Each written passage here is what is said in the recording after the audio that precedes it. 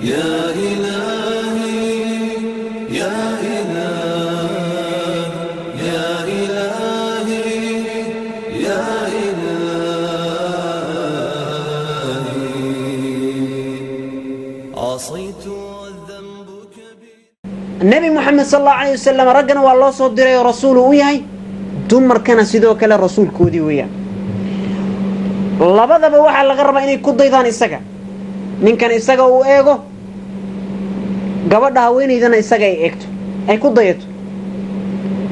nabiga sallallahu alayhi wa sallam Uthman ibn Mad'un radiyallahu anhu asxaabta qarba cibaadadii nabiga markay arkeen bay mantaqana waxay isdeen nabiga alayhi salatu wa ilaahay dambigiisii uu dhaafay una cibaadaysta anaga laazim ina cibaadada badino markaas Uthman ibn Mad'un waxa uu sameeyay radiyallahu anhu naagtiisii faraha ka qaaday waxa uu iska dhaadhiciyay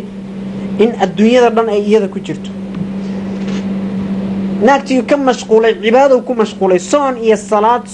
salaad habeen uu taagay maalintiina uu soomay hadda gabadhii waxa ilaahay uu amray inay ninkeedii isku qurxiso isku diyaariso hadduna dan kale maxay sameeyeen maanta oo dhan inda kuulay marsanaysa wascad qof soo fiirinaya mal bari dharkii iska bedel dhar cusub ay qaadanaysaa way cadaynaysaa in dhukuul catar barfuun oo harfaysanaysaa qofka subxaanallah wardi uu isaga jira marka dib waxay siriyay isku mashquulnaysaa nafteedii faray ka qaaday markaas iyadoo nabiga soo booqatay ay nabi sallallahu alayhi wasallam Aisha weydiiyay maxaa saan u gal gabadhan maxaa rafaadkan muxuu ahaa markaas waxay tiri Aisha ya rasuulallah Uthman ilaahay kaga mashquulay nabiga sallallahu alayhi wasallam uu isbedel Uthman alaygu waal keenay markaas waxa uu yiri araghibta an sunnati sunnadaydii maad ka jeesatay aniga ma iga tagtay waxa aniga aan sharciyay ma kula xumaaday markaas uu yiri la wallahi ya rasuulallah inma talaban li sunnatik warsul nabi allah may sunnadaadii aan raadina waxaan saan sameeynaa inaan sunnadaadii wadadeedii ku istaagaan raba khalad igama ahan markaas nabiga alayhi salatu wasalaam wuxuu yiri fa inni anaamu wa usalli wa asuumu wa afṭir وأنكح وأن هردا وأن صوتوسا وأن تكذا وأصوما وأن أفرا حاسس كينا وأن تجا وح فضود وصما يعني ماشي كامل جرتو ساناني قسمينا يا هدا رتي أنا يصير أنا نسميها وحر يا عثمان إن لك في أسوة عثمان أنيقا قضياشا يكاسوكا يقضيو نبي قابل الله صلى الله عليه وسلم إلهي نوحي جل شانه لقد كان لكم في رسول الله أسوة حسنة نبي قال ضياشا وناكسنا إذن كو جرتا لغو ضيدو نبي عثمان وحكويري إن لك في أسوة وأنيقا يقو صوت ضيو ماشان عقتي إذا لقا عقت هذا صوتي خلاص اسبان نهوش يسيو مركز ديبو قول نقضي سوا وقت كان أنك هذا الجوغنا هذا نوي مانا وحن مقلنا هبل حاسكي يسيو فري أما هو قراعي maxaa dhacay telefoon ay nin kula hadlaysay telefoonka gabadha haysato shaki uu ka qaadaa wuxuu iska dhaadhicina khuraafad ibliis ku soo dagaayo fiilinu iska sawirana uu garaaci ama reerkii iska burburin waxa maqleena na soo gaarayo cajiibka hebel naagtiisu garaacay ama uu furay war maxaa dhacay sababtoo ah hooyada iyo aabaheeda Soomaaliya jiray lacag u dirtay uu ka carooday uu garaacay بسهولة يعني تبعت $100 يعني لأبيها ولأمها ويسبب ذلك طلاقا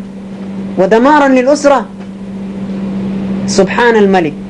وحن مقلنا هبل حاسكي سوو قرعي ورمحا دعي وفري ورمحا دعي sababtoo ah macuunadii xukuumadda ay bixinayso ceyrtii ayaa lagu heshiin waayay waa la furay ama waa la garaacay maxkamada u taalo war hebel xaaskii uu furay war maxaa dhacay cuntada inay u soo diyaarisay ku soo daado maalin walba ugu soo daada cuntada si fiican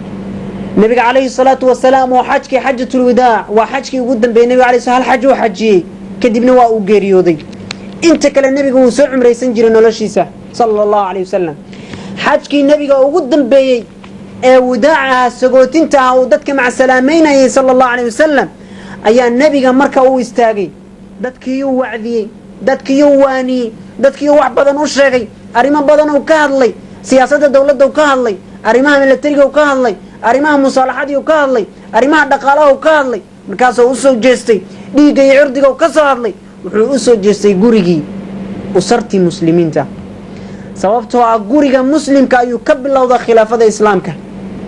seen khilaafa islaam ku soo celina haddii guryaheennii dhan ay burbursan yihiin aanay diin oolin aabba diin laawa iyo hooyo diin laawa hadday guriga joogaan canuga soo baxaya muxuu noqonayaa qird alaysa kadalik waxa uu yidhi nabiga calayhi salaatu wassalaam marka uu ka hadlayay marka xaajatulwadaac alaa wastawsuu binnisaa'i khayraa war dumarka rag yahow dumarka khayr ha lagula dhaqmo fa innamaa hunna cawaanun cindakum waxay idin yihiin sida qafaashi oo kale dad lasoo qafaasho oo kale ay agtiinni ku yihiin idinkaa guri keensaday wakhtigaad doontiin waa baxdaan wakhtigaad doontiin waa soo gashaan meeshaasay idin fadhiyaan waxay idin kariyaan masaalixdiinnii noloshiinnii mataqaanaa kala hagaan caruurtiiay idin tarbiyayaan wuxuu yidhi waxay idinla mid yihiin sidii qafaalkii oo kale في ليلة من الليالي لست أدري ما تراني ظلمة تغمرني يرى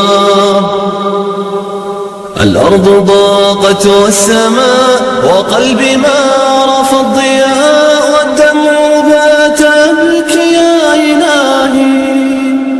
يا إلهي يا إلهي يا إلهي يا إلهي عصيت والذنب كبير وإني في حزني أسير